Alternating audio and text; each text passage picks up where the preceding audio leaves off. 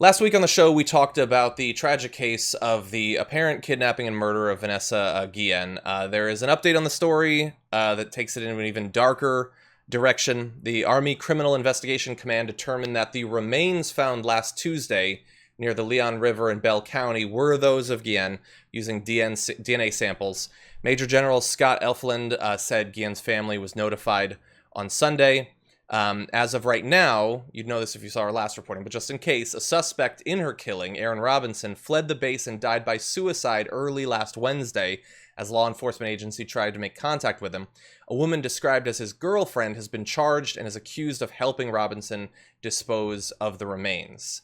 She appeared in court by video yesterday, and when asked whether she understood the charges against her, she replied, "Yeah, sure," and told investigators that Robinson told her that he had killed a female soldier by hitting her on the head with a hammer at Fort Hood on April 22nd. So, I mean, we sort of suspected that this was where this was going, but having the confirmation, I can only imagine for the family, how disheartening that must be. It's so upsetting. As soon as I heard about her missing, I knew she was dead.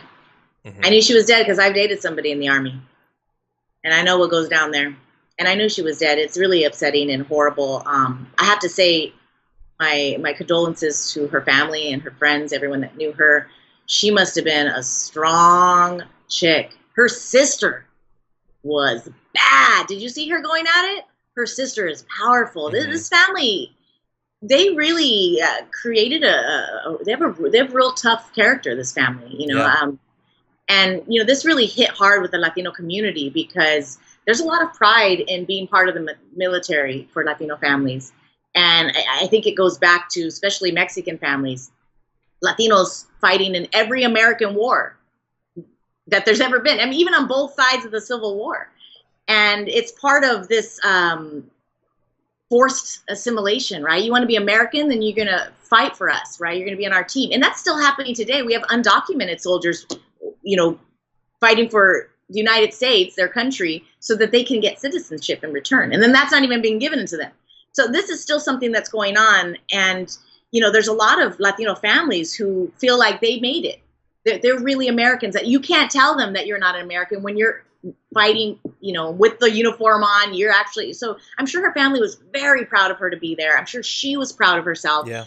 And then we think about, the culture of the military. This culture of violence, this culture of toxic masculinity, and what it must be for a woman of color, to enter that world, and how difficult she must have had it, and how much she must have fought. So there's so many layers to this, Then we look at the Me Too movement, obviously, in with that through that lens. This is somebody who was a fellow soldier, and who her family reported she was being sexually harassed by this soldier who has allegedly killed her. Why would she want to say anything? Why would she want to report it? Legislation, we can create all the laws that we want, but implementation is what counts. And right now, our society, which is one of toxic masculinity, which is one of violence, this is American culture. We promote this military. We promote this culture of silence within the police community. We promote the culture of silence within the military community. Mm-hmm. This is, especially Army wives and Navy. I mean, they have this real camaraderie. Yeah. Are we shocked that she's not reporting this? Of course they're going to blame her. Well, she should have said something. We would have helped her. No, you wouldn't have.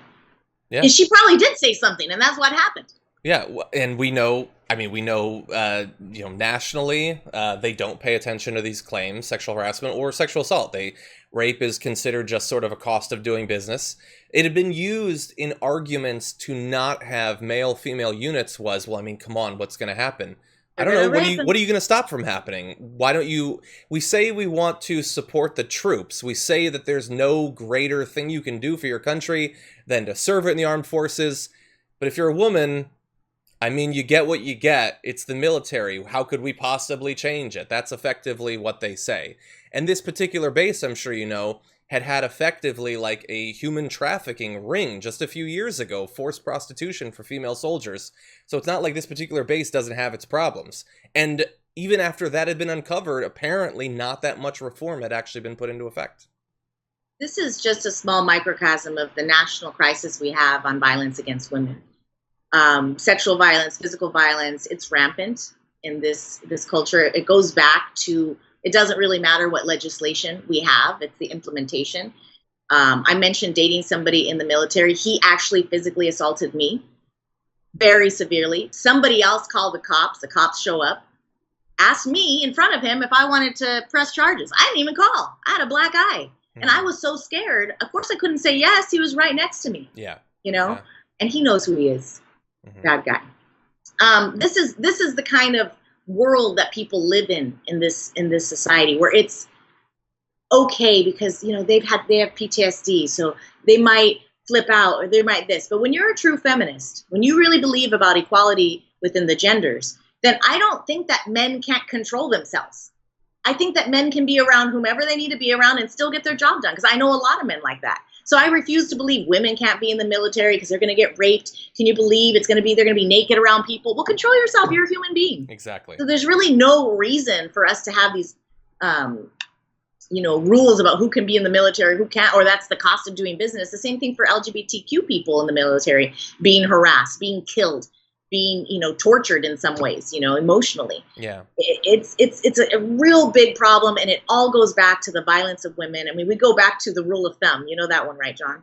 That it was okay to beat your wife as long as it was no thicker than your thumb. I mean, these are the kind of, this is what our government, this is what our society was based on, that you own your wife, you own women, you own children, they're chattel. And we have to get past that. And the military is archaic. We know this already. So what is going to solve this? I don't know. I don't have the solution other than, defunding the military. Getting rid of all of it, John. I don't know. Taking reports of sexual harassment and assault in the military seriously would be something. Vanessa's doesn't seem like it. not even going to get justice. Yeah. They're going to be like, oh, well, it was a consensual relationship. Blah, blah, blah. And then let's talk about Cicely Aguilar, his girlfriend, who, she was a part of this, right? And she seems Looney Tunes. Obviously, she was dating a murderer. But let's not think for 1 second that she also wasn't being abused by this man. I'm certain if he's over here smashing skulls with hammers, he's beating the heck out of Aguilar, too. Yeah, that's possible. So, not that makes what she did right or, it was okay. She obviously... But she must have been in a real wonky situation to be so afraid of this man or to be wanting to please him so much that she's willing to get rid of a body of a woman. It's just insane. Yeah, she might have been afraid that once she knew about it, that she could be next. Or he might have said she might have just been in a panic because he abuses her emotionally or physically. And when you're in that kind of an environment, you don't really know which end is up and you just do what you got to do to survive. Yeah. I don't know what her situation is. I'm glad that she's cooperating at this point. I hope it leads to more information and justice for Vanessa and her family. Hope so.